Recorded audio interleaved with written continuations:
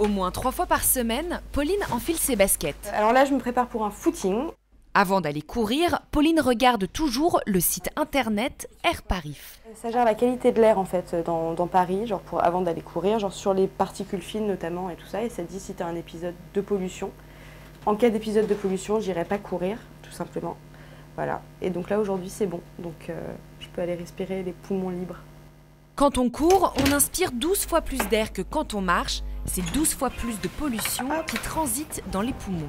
Pour éviter de s'essouffler au milieu des pots d'échappement, direction les quais de Seine pour Pauline. Je sens que ça tire quand même là, genre ça va faire une grosse demi-heure que je suis en train de courir. J'ai couru il y a 2 jours à peu près en Bretagne et c'était pas du tout la même sensation. Là c'est quand même beaucoup plus désagréable. Mais bon, on fait avec. Hop. Faire avec la pollution, inévitable pour les amateurs de footing à Paris. Quand on a l'habitude, ça va, honnêtement, c'est plus sympa à la campagne, mais on fait comme ça ici, on n'a pas le choix.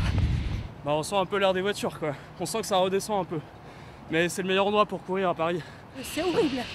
C'est vrai qu'il y a beaucoup de jours où je ne peux pas courir. Bon là ça va, il y a un peu d'air quand même. Mais c'est vrai que la pollution de Paris, c'est l'horreur. Faire son footing en ville, une fausse bonne idée? Pour le savoir, nous sommes allés chez Airparif, l'agence qui mesure la qualité de l'air à Paris. Nous leur avons demandé si on pouvait continuer à courir malgré la pollution. En cas de pic intense et vraiment de pollution forte, là on va vraiment conseiller de modérer son activité, d'éviter de faire du fractionné ou du marathon les jours de forte pollution.